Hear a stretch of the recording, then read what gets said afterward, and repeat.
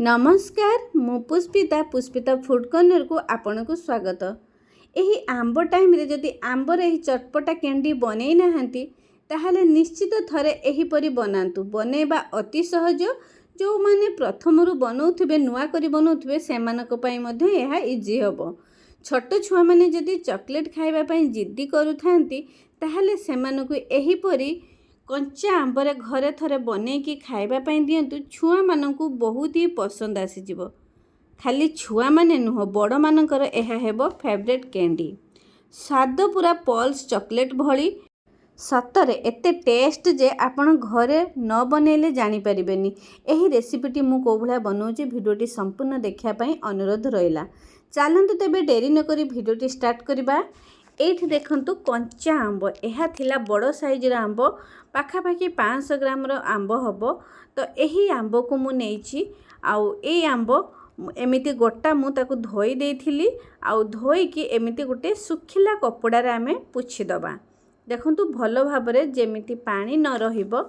तो मु सेई आंब को मु एमिति पोछि देइथिली जहा द्वारा कि आंबटी परफेक्ट बनिबो। एठी देखंतु आंबर चोपा को एई भला माने आमे छड़े दबा। सब जतिक आंब आमे एठी यूज करिबा तो सही सब आंबर चोपा को एई भला आमे छड़े दबा। आ आंब को देखंतु एठी मोर सबुतक आंब मु एमती चोपा छड़े नेची जतिक मु आंब यूज करिबी।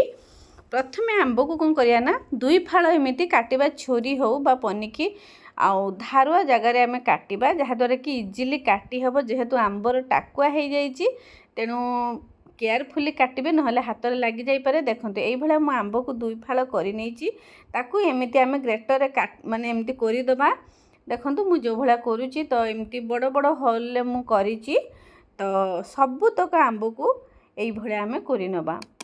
रेसिपीटी जदि आपण मानकु भलो लागु थाए लाइक शेयर कर देबे। चैनल जदि नुआ थिबे तेबे सब्सक्राइब कर देबे। फेसबुक पेज रे देखुथिले फॉलो तो निश्चित करिवे। एठी देखंतु मोर सबुतक आंब मु एमती कोरी कि बाहर करि आनची। तो एहा को रखिया साइड रे देखंतु ताकू गोटे बाउल को आमे बाहर करि आनिबा। से जो कोरी कि रखिथिले आंब सबुतक आंब को आमे गोटे बाउल ले रखि दबा।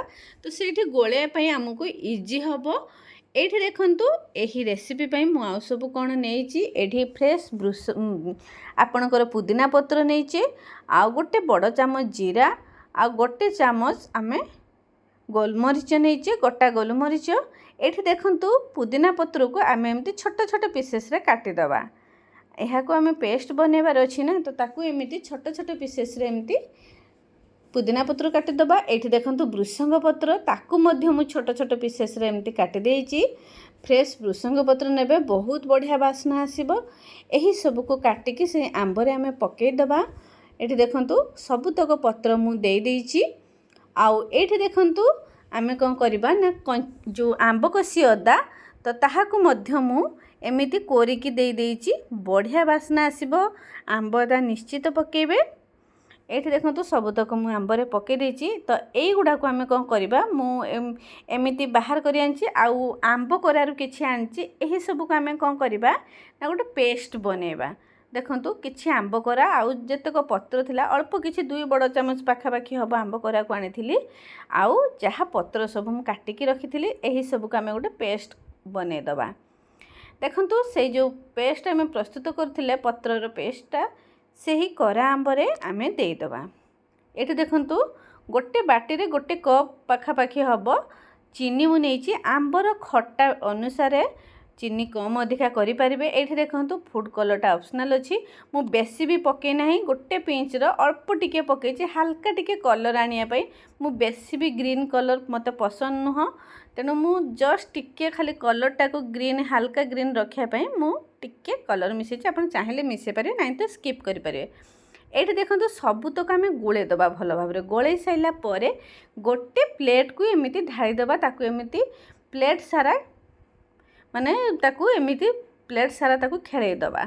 देखंतु एठी मु ताकू कोन करिबि ना खरा ताकू बसे दबा। दुईटा खरा परे देखंतु मु दुईटा खरा ताकू लागिला। 3 दिन बेलू फाइनल लुक देखंतु मु दुईटा थाली कर देथिली।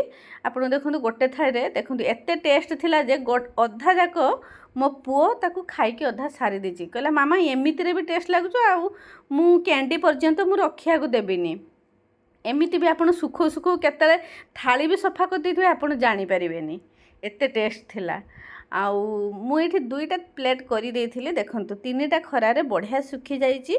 आ एमिति आमे ताकू चामच हो छुरी जोथरे आपन को इजी हबो सेथिरे आमे जो आंबटा को फेलै थिले ताकू बाहर करिबा। देखंतु एई भलिया बाहर करिबा तो आपण एमिति ताकू माने रखी की भी खाई परिबे। मु ताकू गोटे आमे गोटे शेप दबा आपण जो शेप चाहिबे देई परिबे। मु एठी राउंड शेप लड्डू टाइप रे करि देइची तो आपण चाहिए स्क्वायर शेप एमिति काटिकी पीस पीस करिकी खाई परिबे डबारे रखिकी। नाई तो एई भलिया मु जो भलिया देखौची वीडियो रे छोट छोट गोला करके एमती रखिदेवे जहाँद्वारा कि एमती कले छुआ मान को इंटरेस्ट लगे खायापी लड्डू टाइप रे गोटे गोटे उठेकी खाइबे। आउ सतरे यार टेस्ट जेमिति आपण माने बजार किणिकी खाउचंती पल्स चॉकलेट मु एटा खाइला परे मते सेई भलिया ही फील हैला जेमिति मु पल्स चॉकलेट खाउची ताठर भी आहुरी भारी स्वाद थिला। एठी देखंतु सबुतक लड्डू को मु रेडी कर देइची छोट छोट पीसेस रे करची। एठी किछि मसला मिसेबा चाट मसला अल्प किछि पकेइची माने बढ़िया टेस्ट आसीबो चटपटा टाइप रो टेस्ट आसीबो।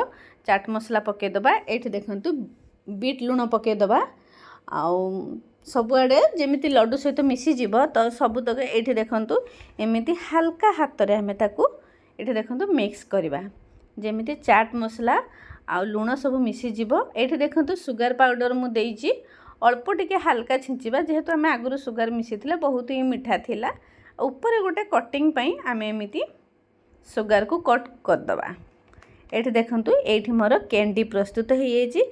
यह को आपण माने स्टोर करके 6 मास पाखापाखि भी रखिकी खाई परिबे जत्ते बेले इच्छा पिलाठू बड़ गोटे गोटे खोलंतु खाआंतु। एठी मोर रेडी हो जाइए। यह को आपण माने डब्बारे स्टोर करके रखी परिबे। देखंतु एही रेसिपीटे माने बहुत बढ़िया रेसिपीटे आपण माने घरे निश्चित ट्राए करंतु। आउ जदि आपन को भल लागु थाए जदि माने ए वीडियो देखि के आपन किछ उपकृत हेई थांती ताहले आपन को फैमिली आ फ्रेंड मानक सहित शेयर करंतु रेसिपीटी आ सेमाने भी ए रेसिपी विषय जानिबा दरकार। आ जदि अधिक भल लागु थाए तार अनुभूति मो सहित कमेंट रे शेयर करंतु। सेता पर्यंत रहुची मु आउ एक नुआ रेसिपी नेकी आपन मानक पाखक आसीबी। जय जगन्नाथ।